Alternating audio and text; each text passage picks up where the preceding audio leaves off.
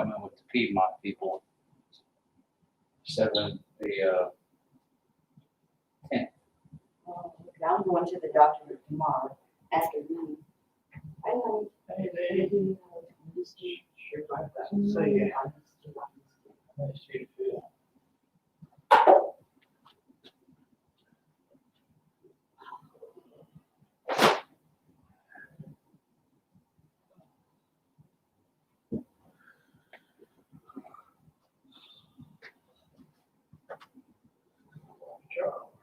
Yeah, I was wondering that too. I was trying to figure out how he mowed the yard. Oh, I didn't even notice that's all. He did, he mowed it, but I had no idea how. I was gone. And Dad gave Well, him, I just took the can, so.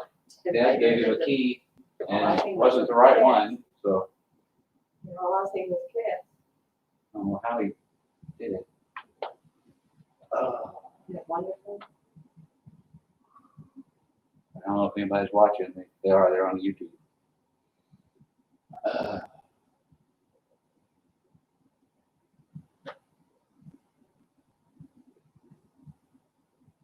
We're here early, I'm not sure how that happened. Well, I had to go to the dollar store, so that's one reason why I'm off. Well, we're early, we never are. Well, we I leave. had to go get Kitty something.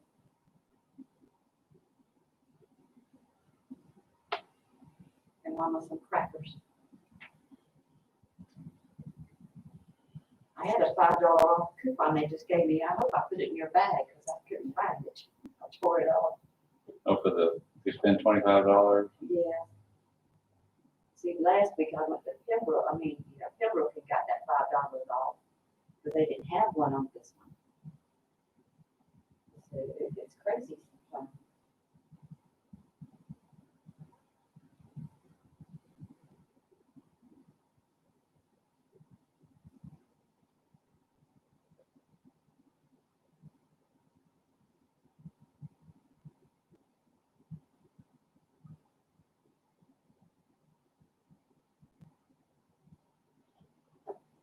You know, that happened today, but I got some sleep.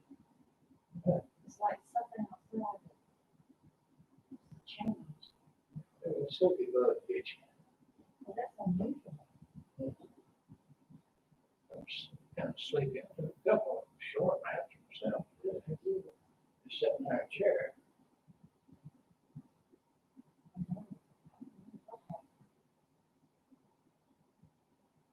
Well, I took a vinegar.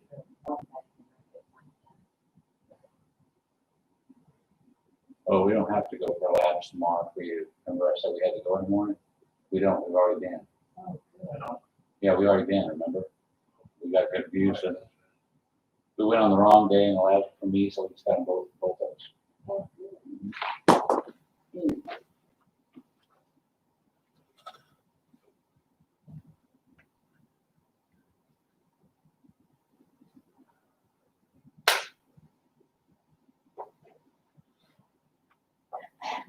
Oh, thanks. Well, the virus cases are going up all over the nation, it looks like. I wouldn't know, I don't watch that. I'm sorry. I don't know nothing. Well, I've quit watching the news. I'm so sick of it. It's all about the virus or riots and I- looters. I don't want to know anything And about it. they shouldn't be promoting that stuff. I'm just done with it. I know, I've been done with it. I'm sorry. I watch animal shows, home improvement shows, and movies. That's it. Let's see, Josh Gates was on earlier. I watched about him.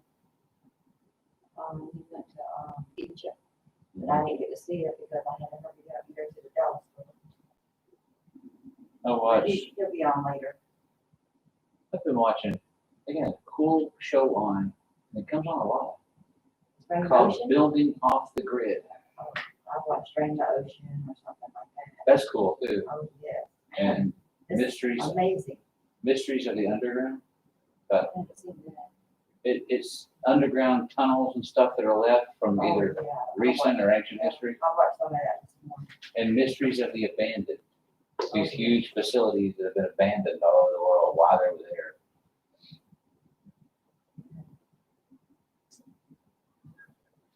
It's amazing, the technology.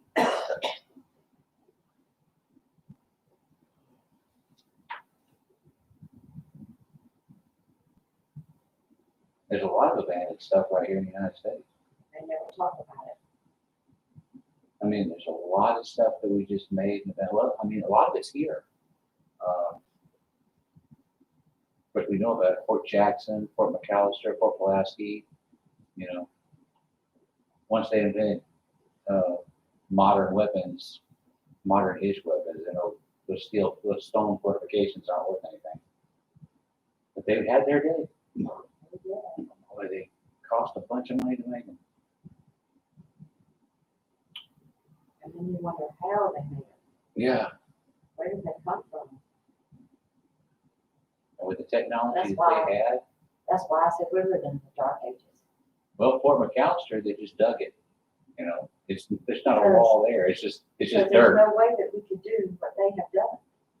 But now Fort Jackson, Fort Pulaski, and especially if you've ever been to St. Augustine, that big fort there, Castilla de San Marcos, the Spanish when they built that thing, I it's bet a it is. massive building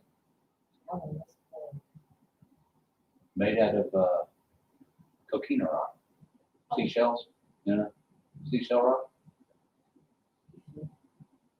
I brought you some blueberry, bagels. Oh, cool! I love those. I just have them. Well, I left. I just eat it plain.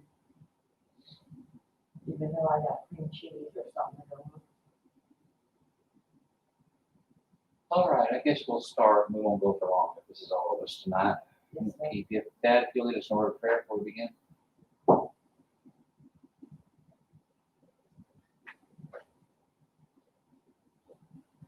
Lord, most gracious Heavenly Father, we thank you for this privilege we have to come to worship you. Help us, dear Heavenly Father, to do and say those things that will edify us and build us up in your kingdom. Be with us not only through this service, but all through our lives. Care for us, keep us ever close to you. In Jesus' name. Amen. All right, we're in the 22nd chapter of Revelation. The paragraph that begins with verse 10, and I haven't mentioned this before, but mine has a little title of this paragraph. It's called The Final Message, which is the last one. And it's the happiest message there is.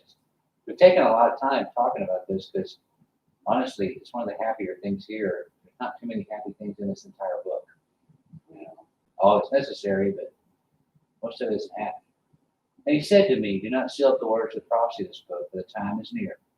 Let the one who does wrong still do wrong. The one who is filthy still be filthy. Let the one who is righteous still practice righteousness.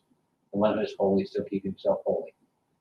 Behold, I am coming quickly, and my reward is with me, to render to every man according to what he has done.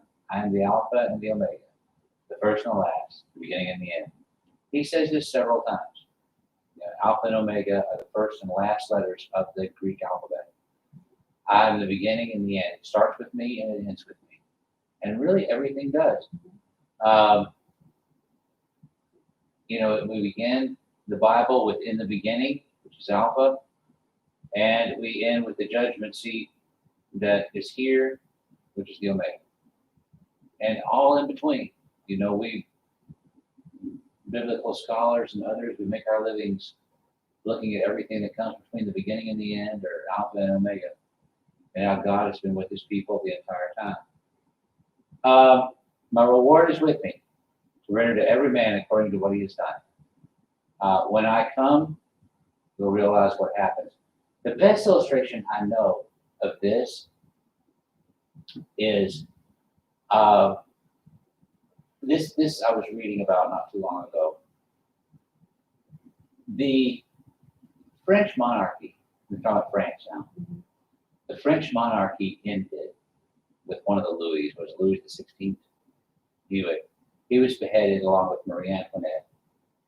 And then France went into a republic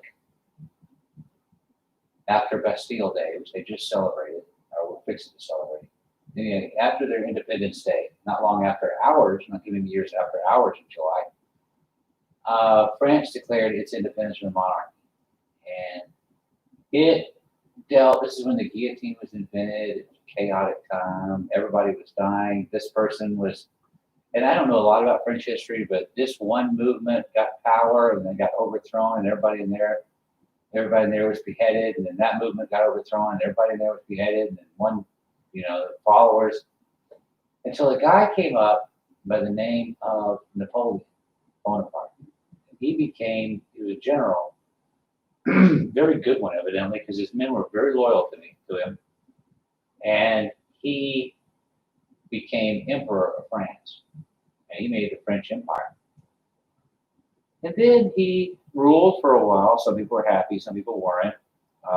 His enemies used his defeat by the Russians. He got involved in the Russian war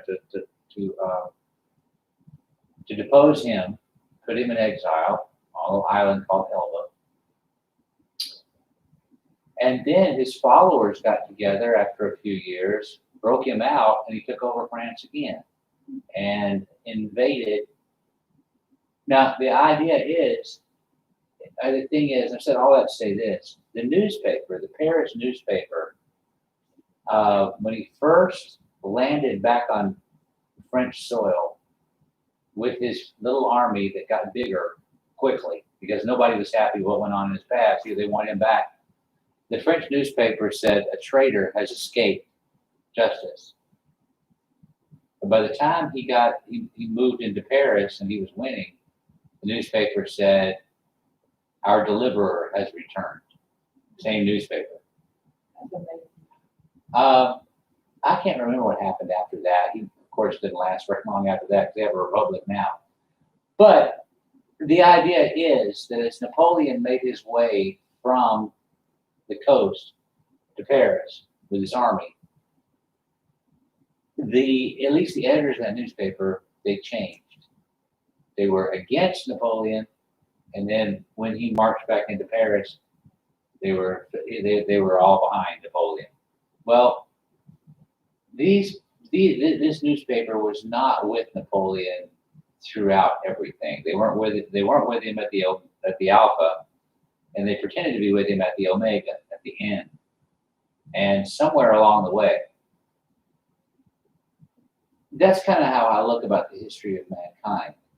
Throughout every bit of biblical history that we know, there have been people who were faithful to God and who followed God. And God, I'm coming quickly, my reward is with me. God did reward those people. And we don't always see a huge number of them. Elijah at one time, we talked about this several times before, but he sits and said, let me die. I alone am left. One of the things God tells him says there are 150 prophets who have not bowed their knee to Baal. There's a lot more than you think. So you don't worry about I'm alone. Let me die. Now they're seeking to save my life. Throughout all of biblical history, from the very beginning, really, I mean, from Genesis chapter 3 on, there were people who did serve God and followed him very closely. But then there are also the opposite. There are also those who, two other kinds of people. There are also those who are actively fighting against God and who want nothing to do with him and actually trying to stomp out the kingdom of God. But then there are those in the middle, which are probably the biggest number, which those who simply do nothing about God. They don't actively try to stomp out his worship or anything like that. And of all people, those people seem to be the most dangerous for the cause of Christ. There's so many of them, and the emphasis is you don't have to do anything. Well, all the way through Alpha and the Omega, there have been people who are faithful to God, including today. There have also been people who are actively working against God. And the same is true today. And there have also been people who really aren't doing anything at all, living their life for other reasons. That's because we're not part of the Alpha, but we're not part of the Omega either. We're not at the end. So all throughout history, all throughout the history of mankind, there have always been those who follow him. In verse 14, blessed are those who wash their robes, so that they may have the right to the tree of life and enter by the gates of the city. Outside are the dogs and sorcerers and the immoral persons and the murderers and idolaters and everyone who loves and practices lying. Blessed are those who wash their robes. I mean, the illustration there is pretty obvious. Blessed are those who get rid of their sins, who follow God's plan of salvation, to make themselves holy, that they may have the right to the tree of life, they may have the right to eternal life, and may enter by the gates of the city. That part is pretty self-explanatory, but look at verse 15. Outside are the dogs and the sorcerers and immoral persons and the murderers and idolaters, and everyone who loves and practices lying. He brings up lying again here. He does not like lying. Now, outside are the dogs. We'll talk about them in a minute. The sorcerers, immoral persons, murderers, and idolaters. Idolaters, I do not think are part of the church all that much today. Now, there are differences. Where Maria's dad preaches, they are very big into idols. And I've heard the preachers say, well, if you love money, you've made money your idol. That is a problem. It's not idolatry. Idolatry is worship of some kind of God that's in the form of a graven image. I remember when I was younger, somebody gave me this, it was one of the heads of Easter Island incense burner thing. And Mother thought it was sinful, as an idol or something. And at one time, I think they may have been, but nobody knows exactly why on Easter Island those big heads are there or what they were. They probably were some sort of idol. Immoral persons, people who have I forgot, murderers, and going backwards. People who kill other people. Immoral persons, people who don't live by the rules even society makes for itself. Sorcerers. We have a problem with sorcery today, but I don't think it's near as pronounced. In those days, it was a big, big deal. I see little bits of it in places. It doesn't seem to be a big wholesale thing. Sorcery is palm reading, horoscopes, astrology, things like that today. There was a young man that used to come to church here occasionally. I'm not sure why he doesn't anymore. But his grandfather is or was, I'm not sure he's still alive, the local witch doctor of the area. That's scary. I've also seen, when I was in New Orleans, I visited there, and I was on my way back, and it's the only really memorable part of the tour I took, but it was memorable. There was, and still is, there's a tomb. They bury everybody on top of the ground if they can in New Orleans, because it's the only city, the biggest city that's below sea level. You don't dig very far before you get to water. So you can't dig our graves. They bury people in tombs on top of the ground. In one of the poorer sections of town, there is still the tomb of Marie Laveau, who was probably the most famous witch that's ever lived in the United States. And people still go to her tomb and put things there, flowers, bones, lottery tickets, all kinds of stuff. She's been gone for years. She's been dead for many, many years. And, my thing is, if she was a real witch, why did she die? That seems to be number one. But she's probably the most, and I think it's from that song, Down in the Woods Where the Black Trees Grow, lives an evil woman called Marie Laveau. Marie Laveau she said she was a witch. And today, even, people go to her grave and, I don't know if you say worship, but they go and pay homage to her. That would be sorcery. Okay, we still have a problem with it today, although it doesn't have the same acceptance as it did in the ancient world. There were sorcerers in the ancient world that people believed in, lots of people, by the majority of people believed in. Now, 15, outside are the dogs. This has been pointed out to me about dogs being that's not what it means. Dogs were, and it is the way that the Old Testament refers to, and now the New Testament here refers to, the temple priests who were basically prostitutes.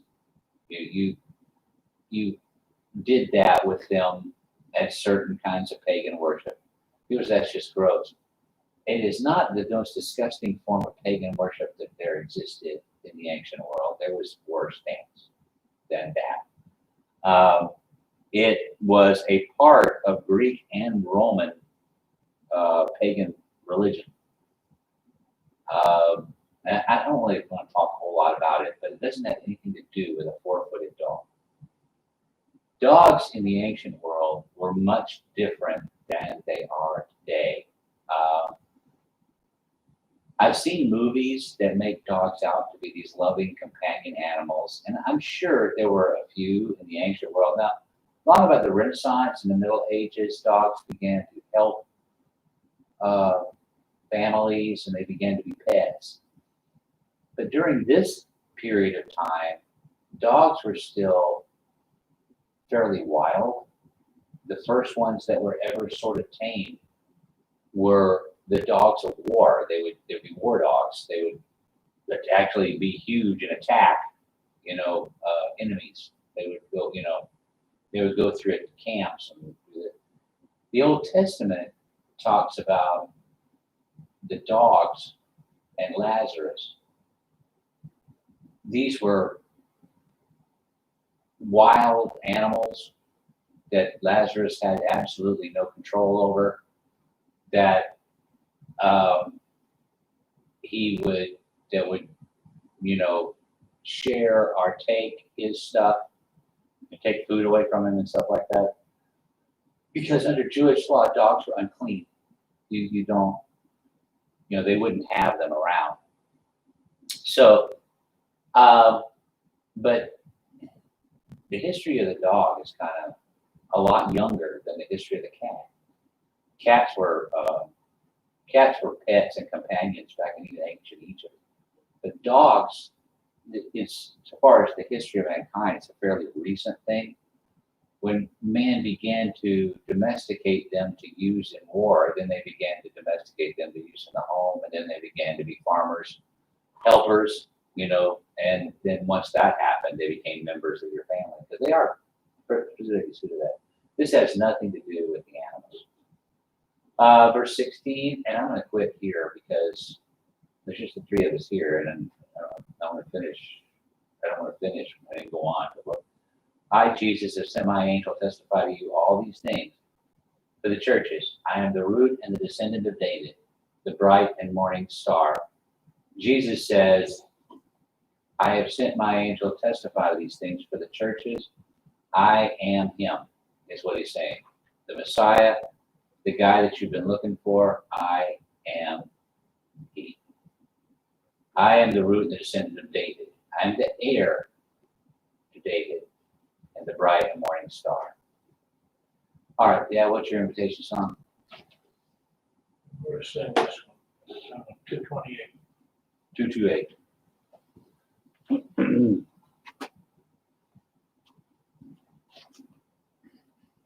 All right.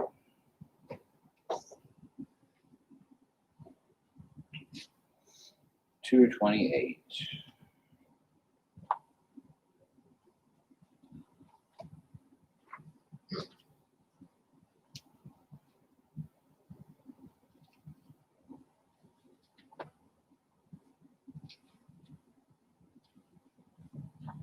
All right, in a moment we'll sing 228. Sandy of strong voice invitation, Thomas Scott, man.